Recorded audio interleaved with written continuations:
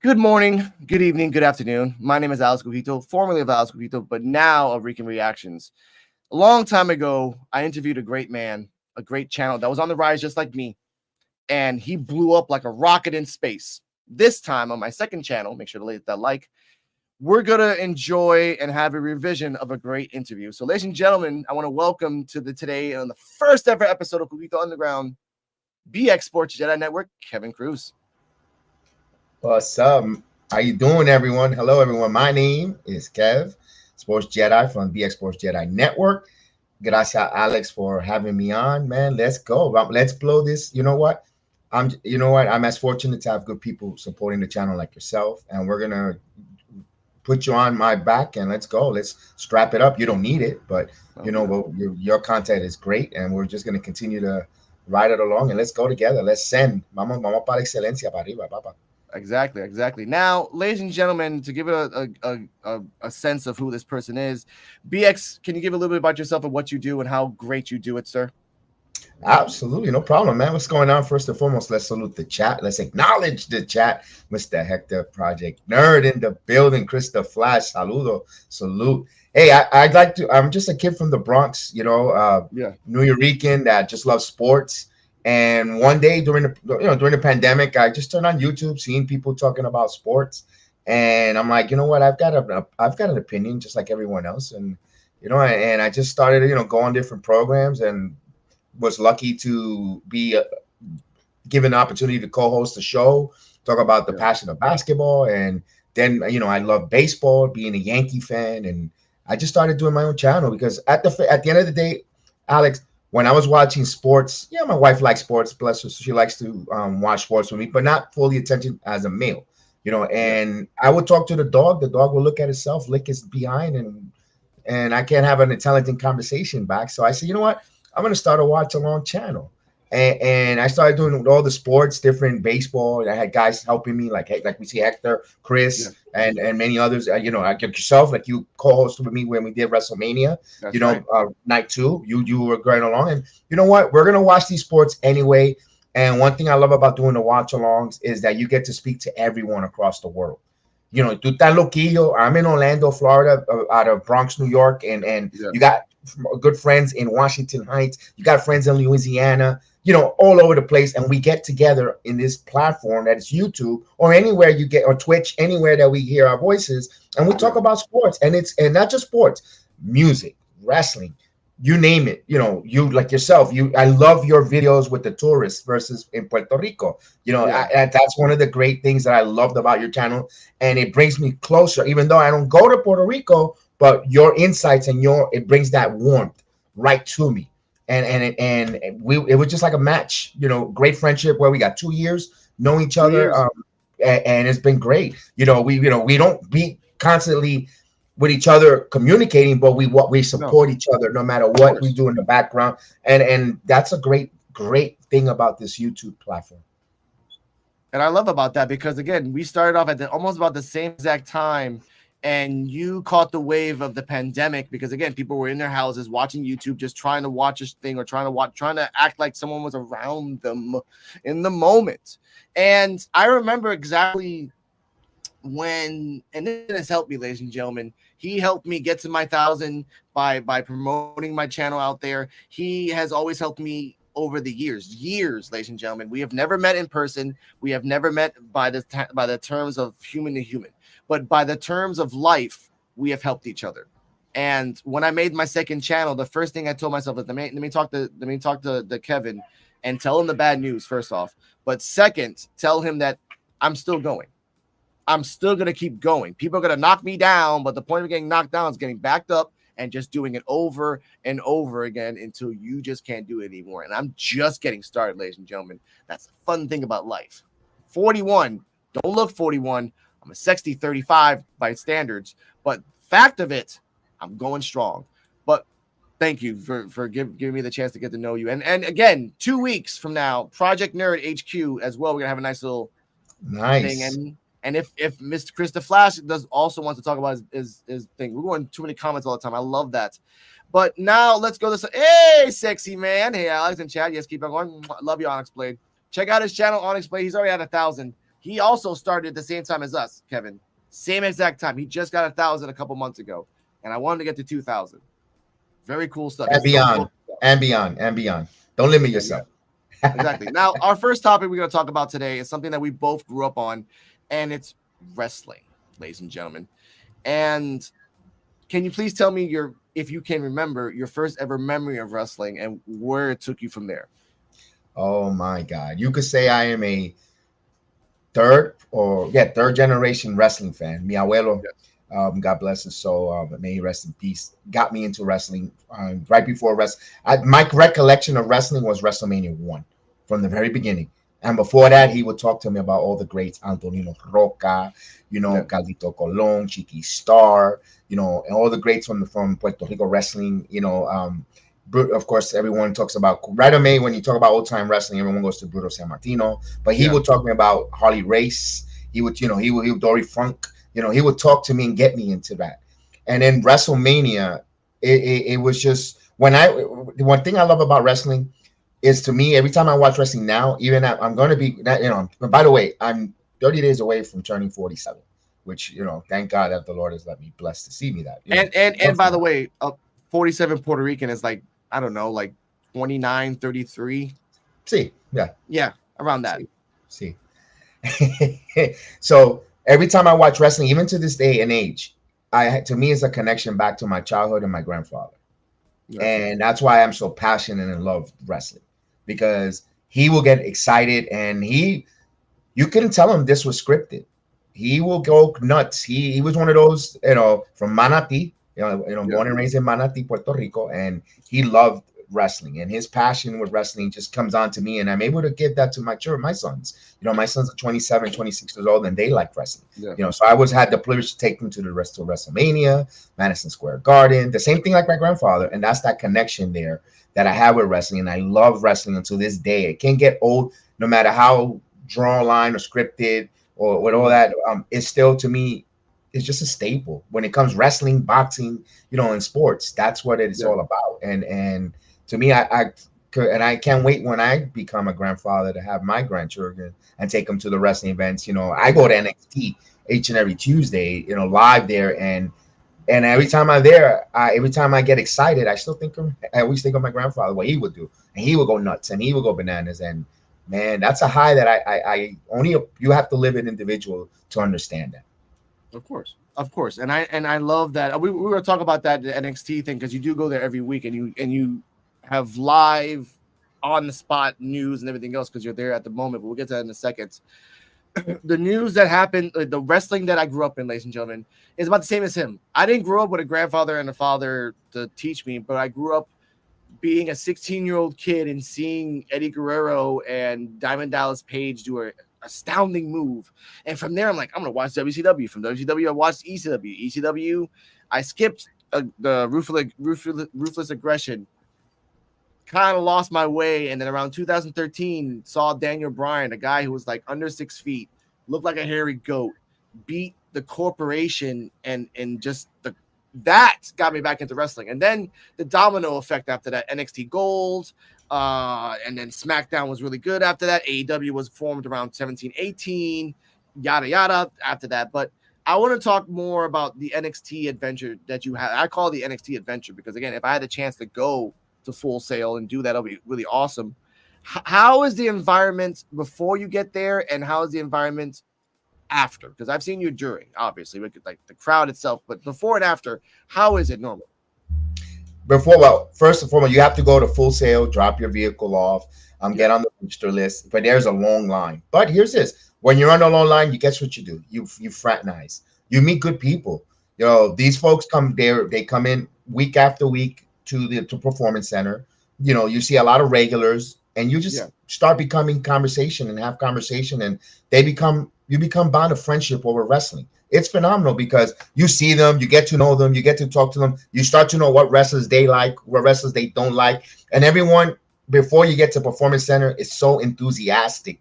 It's like waiting for the Thanksgiving meal to start. You're waiting for that ball to drop on New Year's, anticipating for the wrestling, and that's a fun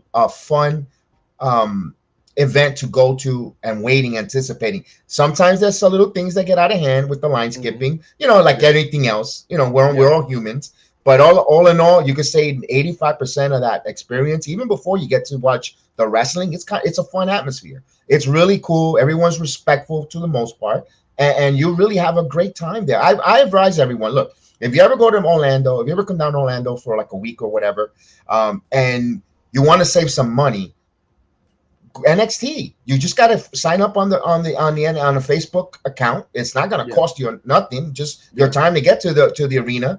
The gas and the parking is free. You got to take a shuttle bus, but you take a break from the mouse and giving him all your money and go watch NXT. Good wrestling, man. It's at first I was a little when I first went. Let me go see how cheesy this is in person. I went one time and I kept going over and over and over. It's fun. I advise that, man. We've been talking about that, like yourself, and then one thing I love about this, again, back to the YouTube, back to the first thing we're talking about. You're in Puerto Rico. My partner on my channel lives in Brooklyn, and he's a Michelin star chef, and he doesn't, due to time and stuff that we can't get together. We haven't met in person, and he's been with me day one. And Chris lives in Louisiana. We're dying to go have an event where we all could go together and meet, maybe at a WrestleMania or a Revolution or any of these, or Super Bowl, whatever the case is, and just meet. And I say whichever one of our teams that we follow wins the championship, I think that parade is where we're going to meet everyone, because we're just dying to just meet each other and celebrate. And the same thing with wrestling. This is somewhere where we need to all get together and just enjoy the wrestling, man. And I advise anyone that wants to come to NXT, if you're coming to Orlando, got to check out NXT. It's really fun.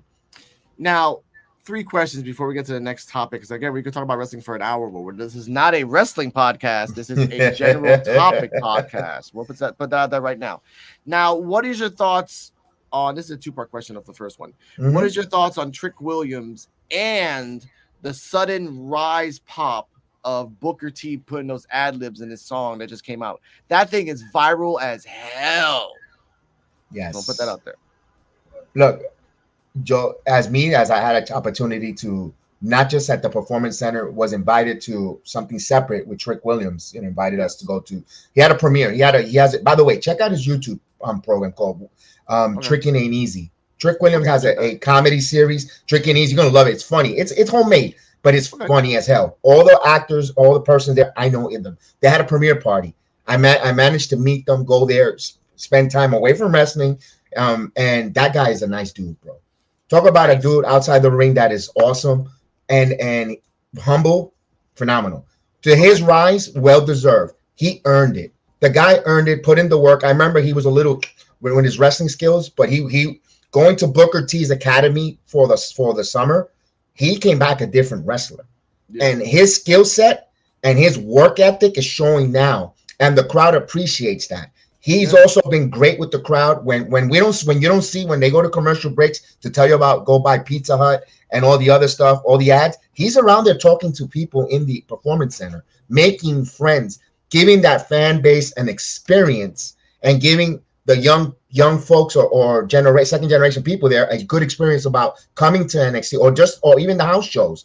That's what Trick Williams is so over right now. And Booker T, it just goes well with him when he, and his comments on the whoop that trick was phenomenal. And Wade Barrett don't fall behind. Wade Barrett is throwing a little remix as well in that. So Trick Williams, you can see there's a lot of superstar in him. He checks the boxes. 6'5", 245 pounds. He's chiseled. He's well fit. He's marketable, and it's just the young man did the right thing, and he's putting the work. And if he was just half-assing it, he wouldn't get to the stardom. He's that. Now, I talk about this because shout out to NXT Time with D-Walk on the Joe BNCO channel. Wednesdays at 9 p.m. Free plug for you. Love you. I say this because it's all about for me, wrestling is all about the moment, the move, the crowd. Those 3 things in general make the moment forever.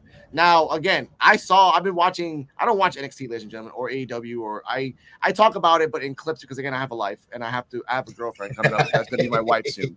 Life is hard, but the point I'm trying to bring is this: Trick Williams is hot in wrestling world right now. Talking Trick Williams is the shiznit.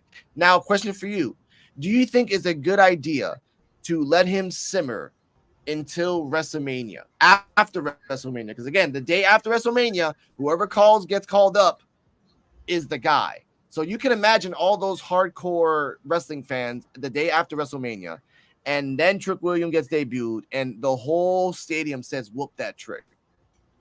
Like that alone would make him a legend, at least for that year. I'm thinking in 2024, and you need legends in 2024 right now, honestly. Well, right, but Alex, I want to give you something, a little insight there. Yes. First, he won the North American title over Dominic Mysterio on No Mercy, and yes. he was over. The next night, he was on Raw, and Raw itself was over. Whoop that Trick. The issue is, and this is a little bit of inside wrestling. I know this wasn't the wrestling podcast. I know that. But a little bit of insight is they're waiting for Carmelo Hayes to get pushed over because they don't want Trick to overshine Carmelo. Until Carmelo gets called up, and I think at NXT deadline, Carmelo is that's going to be his final match, I think, in NXT, I'm hearing. And he's going to be called up in Royal Rumble along with Braun, and they're going to go. And then Trick is going to stay now, probably take over the division until the end, the new SmackDown Raw draft, probably in May. So and Trick has still got some more wrestling to clean up. Promo wise, he's great. He's still got to do. He's come leaps and bounds as a wrestling performer. But they want to test him with some of these talented wrestlers. You know, from a Dragunov to a Corbin. You know, the different heights and different styles of matches before the Trick Williams becomes. So I think Trick Williams have maybe until May to be on a full-time main roster superstar. Okay, that's a good insight. And for that, ladies and gentlemen, that was a wrestling podcast on wrestling. I can talk about AEW and WWE for days, but that's it. Let's switch it up and let's talk about. I want your topics on this. I want your topics on Star Wars, if you can. Can you tell me your love of Star Wars? Where did it come from, and what do you think is happening now? All right. As you know, my channels name after mostly everything from everything except for the wrestling program. They're all Star Wars themed programs, from Return of the Knicks to the Bronx Bomber Strikes Back. I'm the BX Sports Jedi, the Sports Channel Network. My point is Star Wars, when I was a young kid growing up in the 70s, I was born in 76, so I'm aging myself. My mom, Star Wars was on fire. My mom worked in Alexander's and 3rd Avenue. Whenever paycheck will buy me a Stormtrooper, and I will get Star Wars collection. As a young kid, you gravitate to toys. My dad will always get me the for big Chewbacca. That was like, so I loved Star Wars growing up. I was enamored with all the series of the 4, 5, and 6. Then when 1, 2, and 3 came out, as I was already loving it. I wanted to see it. And then with Star Wars, my love for it is just that it takes you away from that escape, that fantasy, and it's what as a male, you want to be the superhero. You want to have the lightsaber. You want to fight forces of evil. Well, that's plot twist. And that drew to me, and I loved it because, a story long, far away, a galaxy far, far away. It just hit all the buttons for me. And watching this current iteration of Star Wars now, they're like a little bit mishmash, a little all over the place. I still enjoy it because it's Star Wars and I like it. I like the fact that they have a female lead as a Jedi who she's powerful, but I wish they would have changed a little of the story who from her lineage. I wish they would have changed it where she might have been Obi-Wan Kenobi's daughter. Because their stories with Obi-Wan had a love of interest with a Mandalorian, and so forth like that. It could have had a child or granddaughter, whatever the case was. I wish it would have stood more of a Jedi, not Palpatine, the way they did it at the end. But hey, I'm still enjoying it. Who am I? I'm not the one writing it. I'm just gonna sit back and enjoy it. And if you don't like it, you don't have to like it. But I enjoyed it. So bring it on. I can't wait for them to. I love the Disney Plus series, The Mandalorian. I am enjoying that. I'm enjoying Ahsoka. I love to see. Come on, who's not gonna want to see Rosario Dawson? They go, wow. Esa negrita, Yeah. Shout out to Rosario Dawson. Respectfully, we love you. And no, I get that. And I do want, I've basically seen everything since, except for Andor. I haven't seen that yet. I haven't seen that one either. Not a fan. Not a fan. That's okay. But I've seen everything else. I just wish that for me, the future of Star Wars that I would like to have is that I want to see Luke Skywalker's adventures through the galaxy after, Return of the Jedi. I just wanted to, he was going around space for 15 years. He was doing something. Right. He wasn't eating pernil. No, exactly. He was actually going on adventures and doing stuff. Let's talk about that. Let's talk about the Golden Order, where after Palpatine comes back for the second time, that was left field, but whatever. He comes back for the second time. But again, I've read the books as well, and I've loved the concept that Palpatine was smart. He made a whole bunch of clones. He thought about it, and the new series tied into the old canon that Disney didn't want to accept, but they're like, hey, I'm Filoni. I do what the hell I want. I'm going to bring this in. I love that. So I want more mysticism in Star Wars. I want, and even more than that, I am also a Star Wars fan because I had on I forgot what console it was, Knights of the Old Republic, the first one, and the second one. And the first one before the patches, so you had to learn how to do some tricks to get out of that. And the second one, I want a movie about that, about Revan, about the Old Order, about Darth Malgus, Darth Bane, all those guys. Because again, they were wars. So you can just have fun. That's my opinion on Star Wars. Anyone else in the comments, please? I think they're going to do those with the Disney Plus series. They're not going to be movies, but they'll definitely do that. Hey, it's G-Ram in the building. What's up, G-Ram? My man. ¿Cómo está New York Rican 1980? New York Rican 82. I understand myself. So I just, like I said, I want more stuff like that because again, or at least if you really want to, since you have Hayden Christensen still alive. Yes. Do the 10-year or about the 10-year gap that Vader was just wrecking shit. Just do that. That's all you need. And you have the voices of Palpatine on your AI machine. Just use that guy over and over again. And James Earl Jones, because remember, he's 90 plus years old. Still alive. He can still go. Oh, yeah. Like Booker T says, oh, yeah. So that's what I mean. Talk about that.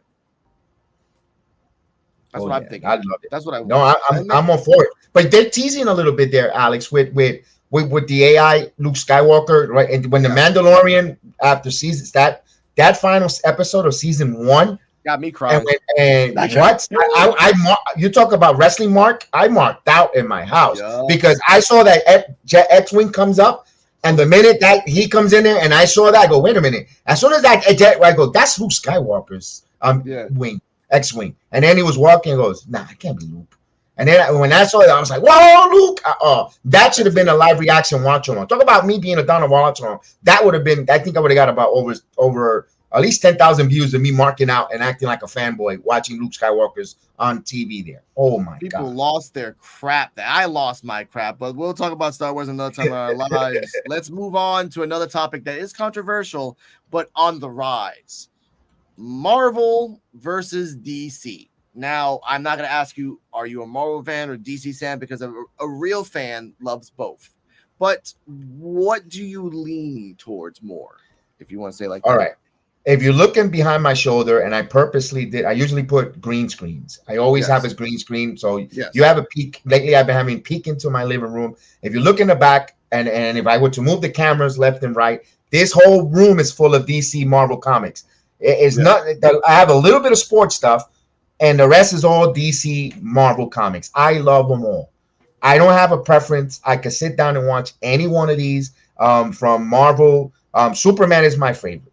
First and foremost, Superman is my favorite. The Golden Boy was just the Boy Scout Golden Boy is one of my favorite of all time. And I just enjoy it. The only thing I'm not enjoying is the DC back and forth with they're going to take this actor away, or now they're in a multiverse.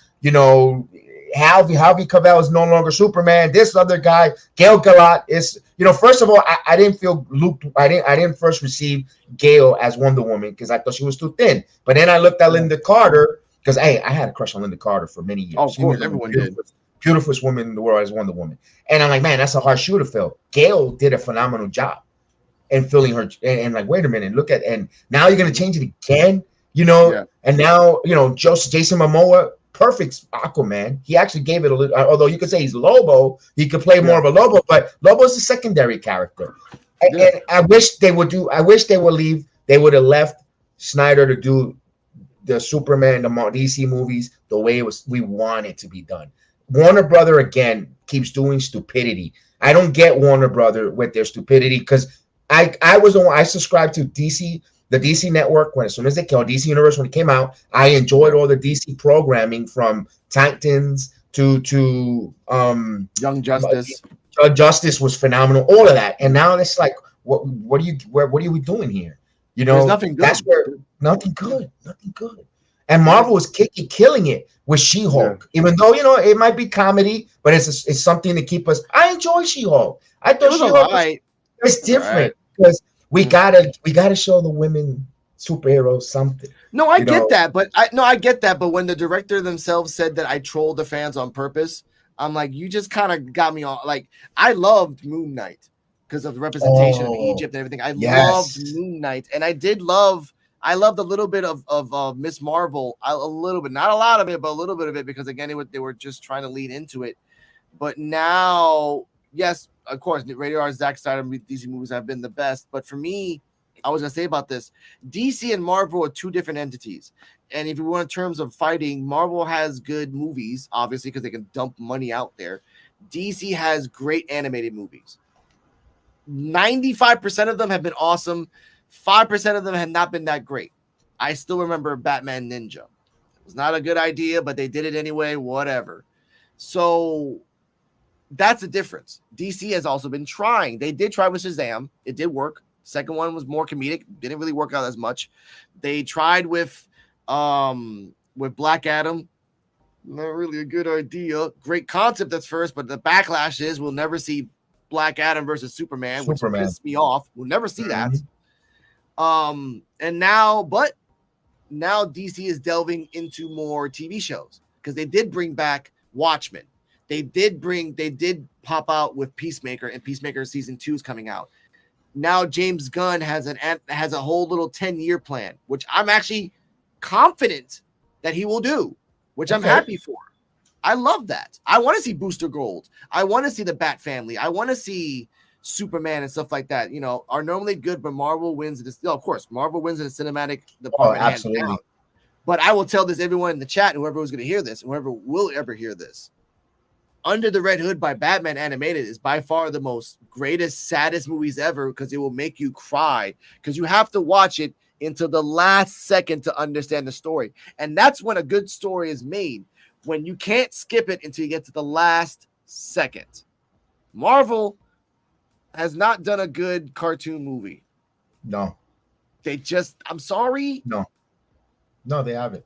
And in the Red Hood, when he tells them, you weren't able to kill him for me. Like when he told them that you couldn't do it even for me, who was like your son, and you let this Joker pretty literally just kill me, and you didn't even avenge me. That's deep. Those thoughts there where it makes you think about, and for an animated movie to make you think about that. I mean, DC's just killing it with all the animation. Yeah. The one where Constantine, when Darkseid actually beats the Justice League, and they have to have Flash go back in time. That was like twisted, like, oh snap! You didn't expect that. You expected the goody two shoes stuff at the end. No, that was a great movie.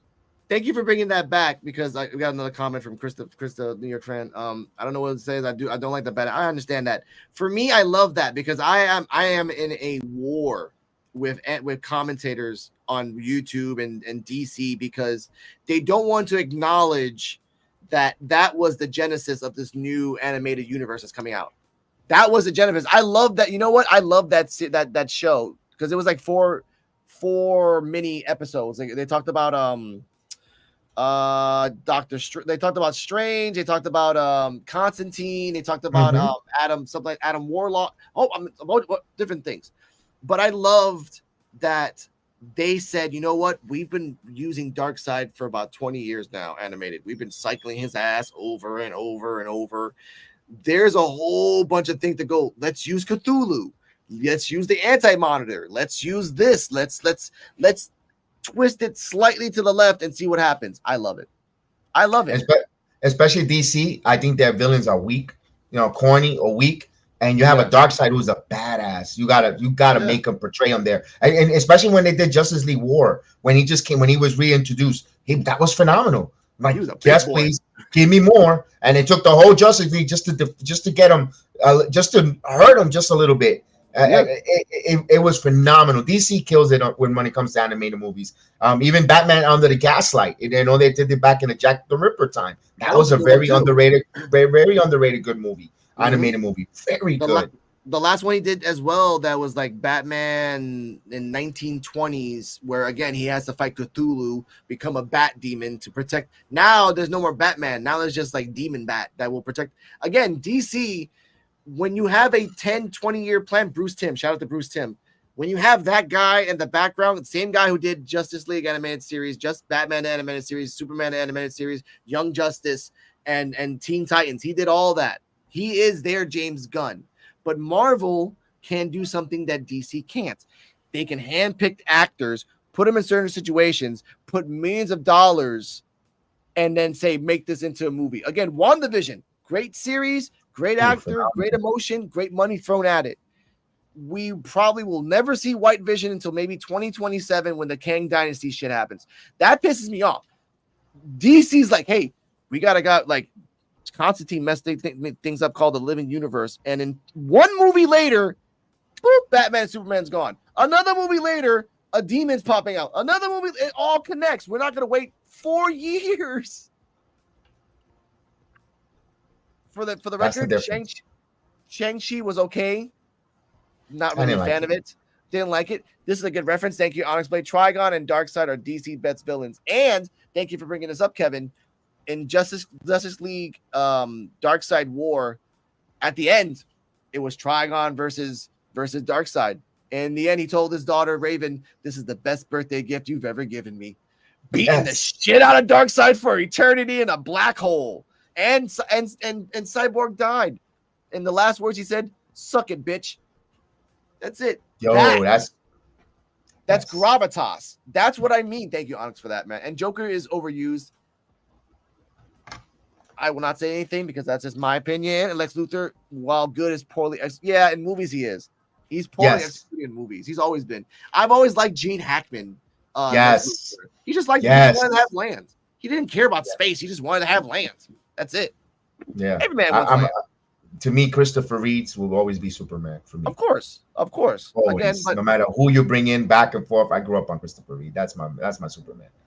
I know Marvel waits too long. Again, we have to wait for the Kang Dynasty in 3 years for it to come out. I'm not even watched Loki until my girlfriend gets. Shout out to my girlfriend. I love you. I haven't watched Loki yet, and I know that the last episode will directly correlate to what's going to happen in the movies. I get that, and then the Marvels is coming out in November, and then after that, blah blah blah blah blah blah blah blah, whatever. But I am waiting for 2 things. What If season 2? Just want to see that. That was good. That was good. That was a good animated. When we're talking about not having animated, they actually improved there. Yes, because they realized we can't do it by the company standards. We have to do it by the book. We have a giant well of information. Why don't we use it? And second thing coming out, Marvel Zombies, because they're going to continue one of the episodes of What If and go from there. I'm like, why don't you? You can continue from there and have fun. Like, just have fun with it and make something out of it. But again, that's just me. Ladies and gentlemen, back to the next topic because we are going like gangbusters. Salsa. La música. Now, I want to switch up a little bit because again, we can talk about sports and stuff like that. Kev, I never told you this, but that's how I got my first name from Christopher Reeve. Oh, beautiful name, sir. Beautiful person you are, Christopher Flash. Now, salsa. I was having a conversation about this because people here are getting angry because of certain rappers or transgender rappers or whatever the hell is happening here in Puerto Rico that I know of. Before I continue, and before anyone that wants to know this, if you want to know the news of Puerto Rico, uncensored, uncrazy, and with video. Yeah, still in this bitch with the same shit on from yesterday. Yeah. Only niggas that know about this is niggas that grind. You know what I'm talking about? There you go. Now, muted, oh, okay. No, there we go. Not, and I'm back. Now, salsa music, I grew up with. Now, tell me your first ever salsa song that you can remember instinctively, because I'm not being stereotypical. Most Puerto Ricans that grew up around salsa will automatically have a song or sing it in a bank or go to McDonald's and hear it like that. Like, just tell me your thing, sir. Well, listen, growing up in the Bronx, yes, okay, 76, I had the privilege to grow up in that era where Fania just blew up. La Fania, you know, from everyone from La Fania. You could talk about Chel Feliciano, um, um, Willie Colon, Hector Lavoe. I mean, you name it, the greats of the greats. I can't just put on one song. It's just the whole movement. Salsa in the early 80s, 70s was a movement. You know, you had your disco movement, you had your disco, then you had the punk rock, but salsa was just all over. I mean, you could not go to anywhere in the Bronx. You know, like the Gran Combo, they had to even come. Gran Combo had to come from Puerto Rico to sing a song, Un Verano en Nueva York. And to be there, I know you there, you lived it. That song is nothing but truth. Yeah. You haven't, if you're Hispanic, if you're a Puerto Rican Hispanic, and you haven't lived a summer in New York, you got to listen to that song. And I don't know now, because I've been down here in Florida for over 20 years, so, and I haven't been in New York for over 16. So wow. I don't know what the Veranos in Nueva York are now. But when I'm telling you from my childhood, and listen, this is where the Bronx was burning. You know, Bronx wasn't pretty. There was abandoned buildings. There, you know, in the middle 80s, there was the epidemic of the crack, epidemic needles, AIDS. But still, there is still, even with all that, there was still Un Verano en Nueva York. Be honest with you, there is nothing like it. From the pompas with the hydrants being open, and you're as a young kid, you could drink the cold water with a can,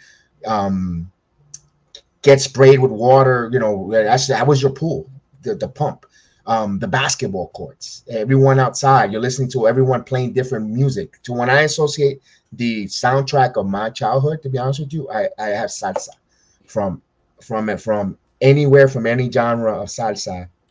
From the Fania to whatever the time, present time, you know, that's what I could think of. So many different artists, not just one artist sticks out to me, because you could say, oh, El Gran Combo. Everyone quickly says El Gran Combo, but there's also those that like La Solona Selecta. You know, you also have, you know, El Conjunto Clásico. You have so many Puerto Rican power. You're talking about again. Tito Nieves when he was coming up with Conjunto Clásico. You know, you have so many different people, or so many Orquesta de la Luz. If you remember Orquesta de la Luz, the Japanese salseros, they were Japanese and they were singing salsa. They had a couple hits as well. So to me, and like Chel Feliciano said, it's a gumbo. I mean, Pacheco said it's a gumbo of all Latin music, of all percussions and rumba, and to me that's why I still say it to this day, whenever you feeling that you want to get motivated or listen to something or want to remember my childhood, when in música latina, I'll put some salsa, just put on some salsa from that era, and nothing but great memories. It's like a time machine. It'll take, for me personally, it's a time machine. Will bring me back to a Bronx. Yes, we didn't have means. It wasn't pretty. It wasn't, you know, there was some hardship. There was some hard times, like Dusty Rhodes would say. But it was still, you know what? I still won't say, you know what? I won't say I will relive my childhood again with that soundtrack. It's just phenomenal, Alex. I get it completely. Give me 1 second. My lovely co-host here. Oh, look at that. Hello, everybody. Who wants to say hi? This is not your time today. You get to play later. Bye. Yeah. Bye, Morris. Anyway, my memories with salsa has always been ingrained in my head. And I will say this is the reason why. I grew up around the 80s, around metal rock and hairband rock and all that stuff. So I have that in my head for life. You know, Take Me to Berlin and all that other stuff. I mean, Take My Breath Away and all those other things. You know, but again, another comment here. How about DJ Laz from Miami? Of course. What I say by ingrained in salsa is that my mom, my father, my grandma, my uncles, my grandpa, my cousins, they would put salsa every night, every day. Boleros on Sundays. Yes. But salsa's on Monday, Tuesday, Wednesday, Thursday, Friday, Saturday while I'm cooking, while I'm cleaning, everything else. And I used to hate it because I grew up in the 90s, so I grew up around grunge, gangster rap, and stuff like that. Around 2002, when I was in the military, I hear someone put a song randomly on an old YouTube video, and it was Periquito Ping Ping, Periquito Ping Pang by you know who the person is right now. And it just, I started singing the song. Thank you. That put it out there, and then después songs started flooding in my head. La cura resulta peor que la enfermedad. Funky Payaso, Ataúd de Amor. Rafi Levitz, La Selecta. Oh man, my goodness, then, you're giving me goosebumps here. Man. I know, because I grew up on these songs. I hear these songs all the time. There is not one place ever in this world where you can go to un colmado aquí en Luquillo or in Puerto Rico where you will not hear either salsa, bachata, merengue, depending on the person who owns it. But the majority of the time it's salsa. And my son is being ingrained the same way I was ingrained. I'm like, you don't like salsa? Too bad. I'm going to put salsa. We're going to the parties. We're going to hear salsa. And this happened to me a few days ago where I was in the McDonald's and they put de la nada. La cura resulta más la cura resulta más grave que la enfermedad. And then about four people randomly around McDonald's start singing that, like cura, cura, cura, la cura resulta yo. And I'm like, I haven't even bought my damn chicken nuggets yet. What the hell? So that's the feeling of salsa music in Puerto Ricans in general, any Latinos, anyone that just loves salsa music. So I always tell people, take the time, listen, because at the top of being musical and inspiring, there were some dark times. Ataúd de Amor is not about love. It's about a guy supposedly burying a girl in a hole, man. La cura resulta is a point of a singer literally making a song about himself being addicted to drugs, and he can't stop it. Right. And you know what's ironic? He made more money to buy more drugs off the fact that he was trying to stop drugs from the same song he made. This is salsa. You can't make that shit up. No. Yo soy el cantante. Yo soy cantante is him talking about his pain. Yeah, he could have fame. He could be the singer. He could have all the fame, the glory, but he's still sad.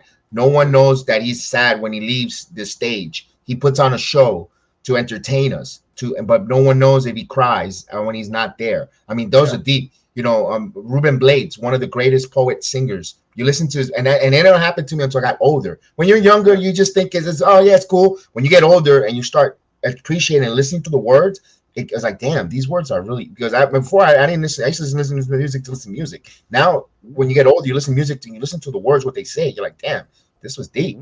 You know, wow. Great example. Ismael Rivera, Ismael Miranda, India, Celia Cruz, but Celia Cruz before Fania. Celia Cruz, when Celia Cruz was just talking songs and just really expressing how she felt during the time of life. When she got with Fania, vamos a bailar, vamos a bailar, like that. What? Well, you gonna sit? Thank you. No, so that's good. That's a good. Look at that guest. Look at us. It's my. We got guys. We need to click likes for the kitty cat. Please we need to make sure we hit the likes. Yes, because you know what? This is a pussy that you gotta like. Let's go.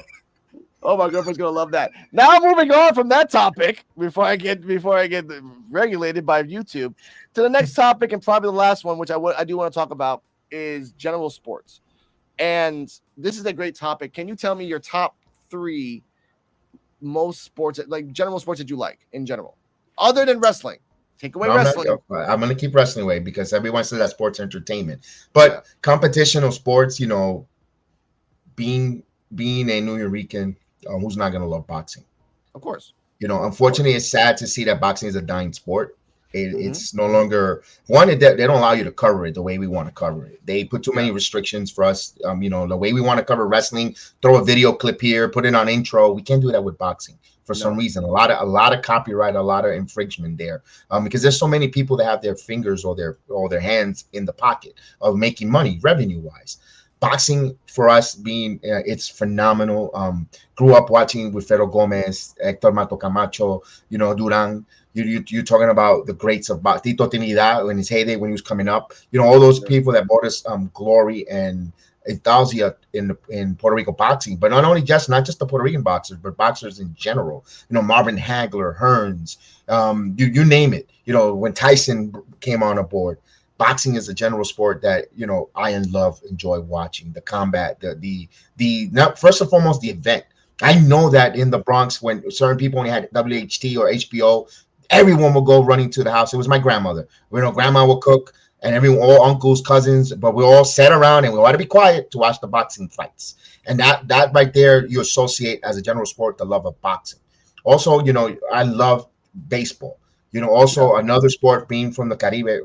There's not just been the Caribe, but playing, sports that we were able to play was baseball. And of course, who's being from the Bronx, how you're not going to love the New York Yankees? And then the Yankees weren't good when I grew up in the 80s. They were terrible. They were bad. But the love of them representing the Bronx and going out there and going there personally, that's why I enjoyed the sports when it comes to that. And then my love for basketball. Growing up watching basketball, Bernard King. That's when I started watching basketball. The love of the New York Knicks. They haven't won anything. I get it. Yeah. I know. Yeah. But you know what? They're my team.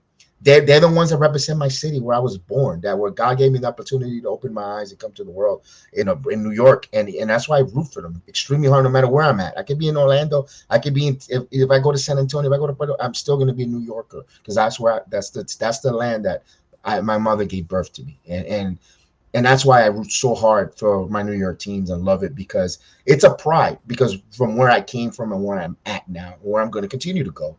It's not a shame. It's a reminder that you could persevere. If you're there, no matter what, if you're in the Bronx and you see around, this is, what, there's more, you could persevere. And you know how they used to say before in the biblical times, nothing comes good out of Nazareth when they used to tell that of Christ. Well, nothing comes good out of the Bronx. Nonsense. Yeah. There's a lot of good stuff that comes out of the Bronx. Of course. And I just wear that with that pride. And sports, rooting for my team and loving sports, it's an escape too. For me, it's an escape from everyday minutia.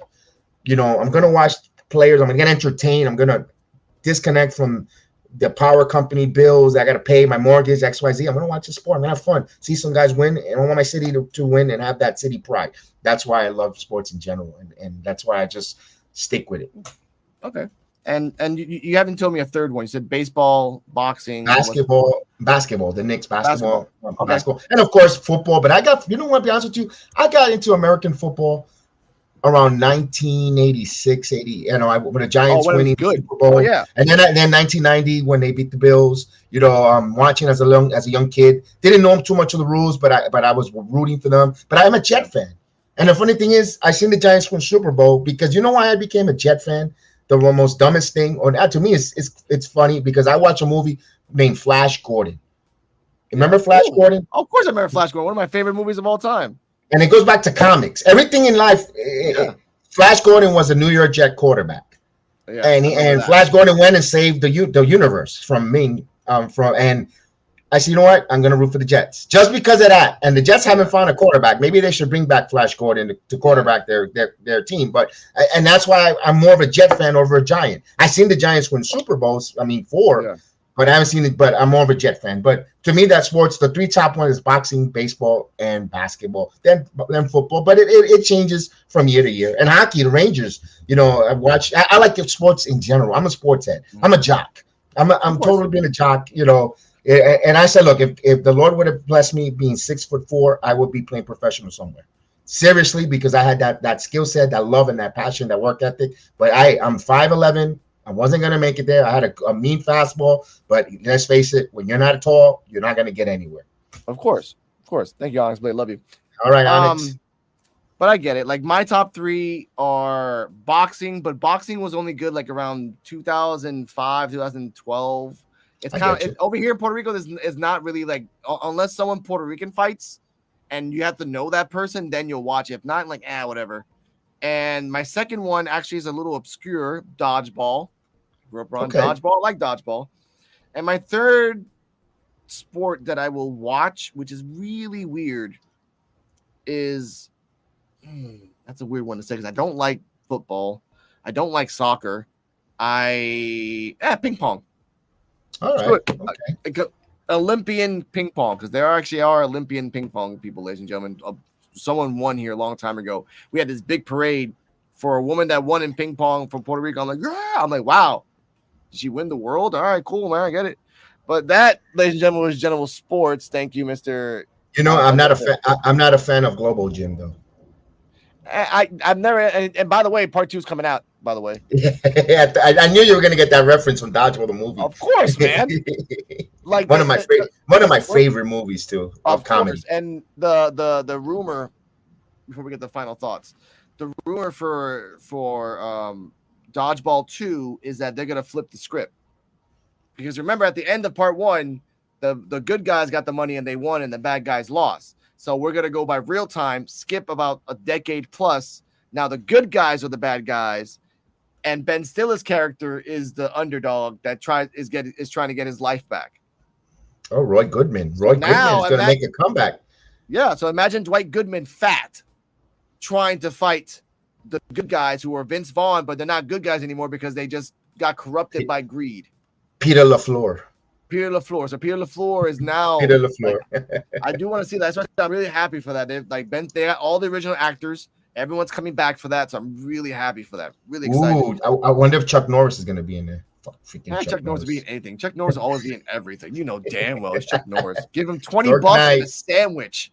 Okay, he's not as bad as Steven Seagal, but that's a good point right here. One last question before we go, and that's a good. Everyone down below, and for you, Kevin, who are your top 3 action stars of all time? Ooh. You can go anytime across the board. Damn, that's a good one. I never sat down and put that top 3 of Mount Rushmore of action stars. I mean, yeah. Oof, wow. You gotta like an Arnold Schwarzenegger movie. Yeah, no matter what. When he stops his physique, and the way his action movies with Commander, Terminator, you name it, I gotta say Schwarzenegger. Okay. You can't disrespect Stallone with all his movies, even over the top. That was a little bit kind of corny with the arm wrestling. It's still, you kind of want to look that Rocky. Who doesn't want to get inspiration to Rocky, man? I remember watching Rocky and going out there having fights. Like, you know what? Let's go. Kick your butt. And my third one, it's a tough one because I want to put someone modern now that I like to enjoy watching, but I don't know. It's a hard time to see who it is to pick as an action star. I think Rocky does the same movies. Dwayne Johnson is kind of almost like the same character. How many times you're going to give the eyebrow? With the kind of feel like he plays kind of the same. Jackie Chan. I mean, that's what Jackie Chan does with the reward, and Arnie, Tom Cruise, and Harrison Ford. Tom Cruise, where he does with those Mission Impossible movies, stops you. But then that becomes that's why you don't really consider him an action star. He's a Mission Impossible star. He just I'm gonna stuck with that. Like Vin Diesel, I don't consider Vin Diesel an action star. Vin Diesel is a Fast and Furious guy. That's just whatever forever. That we take them off the board. My top 3 are a little obscure, so this is gonna be a little weird. One, because I like action stars in the moments. I used to have these videos, so we used to rewatch them a lot of times. That's why I consider these 3 favorites. Gina Davis from The Long Kiss Goodnight. That was a good movie. That was a good one, and they kind of hinted that she was kind of like John Wick. She can ice skate and shoot 3 people while on this ice at perfect precision, like survive shooting, survive a bombing, survive torture, just like John Wick. That's one. Recently, the guy from the movie Nobody, that guy, that he was an old guy, he was retired, and like he saw some guy in a bus and just beat the crap out of him, which then everyone down in the chat. Better Call Saul, that guy, that actor? Yeah, that guy, yes, that guy. I like the way because it was more realistic. And the third guy is a very old movie, and it's French. I forgot what it's called. But Natalie Portman was in that movie, and she was very young. I forgot what it was called. If you remember what it is. Was it Black Swan? Was it Black Swan? No. Before that, she was like 13. Oh, I know which one it is. Yes, yes. It's called wait, the actor's name is Ronan. Yeah, His name is Ronan. And yes, I know exactly who it is. I know exactly the movie. it's She was a young completely little French. girl, and the guy's an assassin. He's an assassin. Yeah, Yes. That movie was very good, very underrated. Very good that's what I movie. mean. There it is, Leon. Thank There you. you go. Those are three for me action stars for me because they did a mission. Leon didn't survive. Gina Davis survived, and the guy from Nobody, Saul Okafor, whatever his name is, he survived. And I love John Wick. I understand that a dog was murdered. You go revenge on that. I get that, but there's a lot of movies out there of action stars that no one gives acknowledge to. And I will give acknowledge to Steven Seagal only from 82 to 89. Well, 92, 82 and 92. After that, then you saw that he started like sitting down more and doing a lot more sitting down. Like, all right. What's your favorite? What's your favorite movie from Seagal? Oh hell, I forgot what the one it is. There's the one that he was a cop and he had to track down this crackhead, and like the whole movie, like it was him going from bar to bar. Anybody did you know what who killed Bobby Lupo? Hey, Richie. I'm looking for Richie. Thank you. That's the movie. Like because Out for Death or Mark for Justice? Mark for Justice. Oh yeah. And the train one. And the train one, of course, the one that like the girl's like happy birthday, and everyone had a VHS, and everyone rewinded that one spot with the. Yeah. Oh, thank you. Those two. That's it. Other than that, I was disappointed. I was disappointed when they did that movie with Kirk Russell, Executive Order. That Steven Seagal was only like in the first 5 minutes, and the plane blows up and he dies, and that's when I lost faith in Seagal. Yeah, I get it, and I understand that now. You're right. There's no new action stars to be like now because everything's okay. Kraven the Hunter's coming out. It's an actor for the Marvel movie. It's not an action star. Tom Cruise won't retire because he keeps doing Mission Impossible movies until he dies. And that's just the way it's going to be with Vin Diesel too. I don't need that. Liam Hemsworth in Extractor for Netflix. Great movie.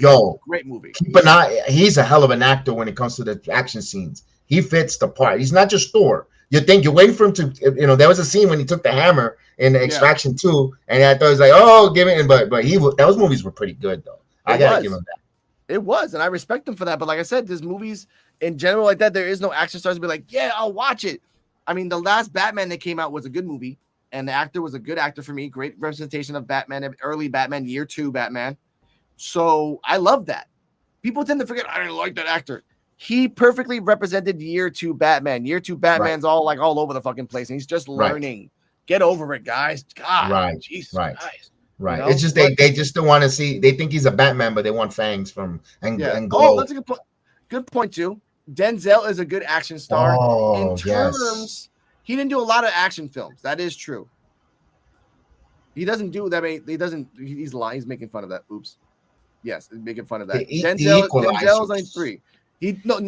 Now he's done so many action films. The only one I remember that he did was a very good one with Martin Landau, where he was a cop and he caught the guy. Supposedly he was a terrorist or something, and he caught the guy. And then he got out by technicality. So that guy took his whole life purpose to destroy Denzel Washington's character. He gave him herpes. He got him hooked on drugs. Everyone made everyone believe that he was a monster. And then Ice-T was in that movie too. Look it up. Martin Landau. Yeah, I gotta see that one. Ice-T. This was Ice-T just before the movie that he did that he was getting hunted by people. Again, I watch a lot of scary movies, ladies and gentlemen. 80s and 90s were my jam, and VHS tape stores were abundant back in the 90s, dude. Early 2000s too. Oh yeah. Out of Time with Eva Mendes when Denzel and Eva Mendes. That's a pretty good one too. Even a good like horror thriller suspenseful one where the one with like the guy would jump from soul to soul, and spoiler alert, Denzel was trying to stop the demon, and the demon's like, and then the last second he jumped into a cat, like, fuck you, Denzel. I'm like, oh damn, Denzel. Damn. But again, recognition what recognition's due. I love all those action movies. Peak of Eli was good too. True. But Oh, Book of Eli was good. Very underrated. There's a lot of underrated movies like yeah. There's a lot, but we can talk about that in another episode of our lives. Ladies and gentlemen, final thoughts on this interview. What did you think of it? What is the message that you want to tell everyone in the future that will last forever, sir? Just make a great legacy, man. Just continue to support. Remember what you do today is going to be everlasting impression for generations and generations. You know, Yes. Always live positive. Always do something positive. Do something where it's going to be always give fruit, no matter what. Even if I do, you know, you never know who might need that few minutes of just your ear or a smile or an escape. Just live by that. Just go with that. You know, it's easy to be negative. It's easy to be upset, bothered, angry. That's the most easy part. When you could change a person's life for a better, even like I said, with a smile or just a voice or just an ear, lending an ear, do it. Leave a good positive legacy. If I you know, that's the best way of doing it. What you reap, what you sow. If you sow good stuff, you're gonna reap good stuff. But again, Alex, I really appreciate having this interview. I mean, you're the first person that actually invites me on to their channel to interview on 12. Really? Yeah. You're What's the first point person. of that? Like, it's the point of having a community and talking to people. Like, I would love to, again, tell all your people in your crew. If they want to go on this interview as well, get to know everybody, tell them. Yes. The line is always open on Coquito Underground. I want it, and again, you know this. It's not about me. It's about BX Sports Kevin Cruz. The guy has a freaking almost 12,000 subscribers. I'm a nobody considered this guy, but he still takes the time because era un buen puertorriqueño y coge el tiempo de su corazón para ayudarme. And if you don't know that, Google Translate that. It's not that hard. 15 seconds, ladies and gentlemen. Google Translate that. My final thoughts are this. That. Of course, my final thoughts are this. I lost my channel, ladies and gentlemen, because of hacking and hate. Happens. I will not cry over a screen and text. No. I will cry when I see the sun come up. I will cry when my mom tells me that she loves me. I will cry the day I get married to my girlfriend. I will cry when my son becomes the achievement that I know that he will be. I just know, not if, but when. Those are times I'll cry. And I'll cry during the movie Up and maybe a couple of like, oh, the dead, put that song on anything, I will cry. I'm just like, oh, God, no, all I need. Anyway, other than that, on the road to 1,000 again. If you like my channel, thank you. We will talk about interviews. We'll do gaming. I will start playing games again, bringing in The Forest, maybe some Assassin's Creed. My girlfriend might be playing The Sims, just having fun with commentary, with Puerto Rican commentary, which is just me being drunk in the background. Mira, muñeta, muévete fucking microondas.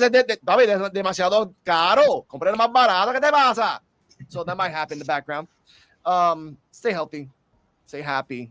Find love and happiness where you are. And like I said this morning, find the sun wherever you are. Look at it, smile, and know that you're alive. Because some people don't even have that love. Love you, Dad. Adios a todos. Time for the outro.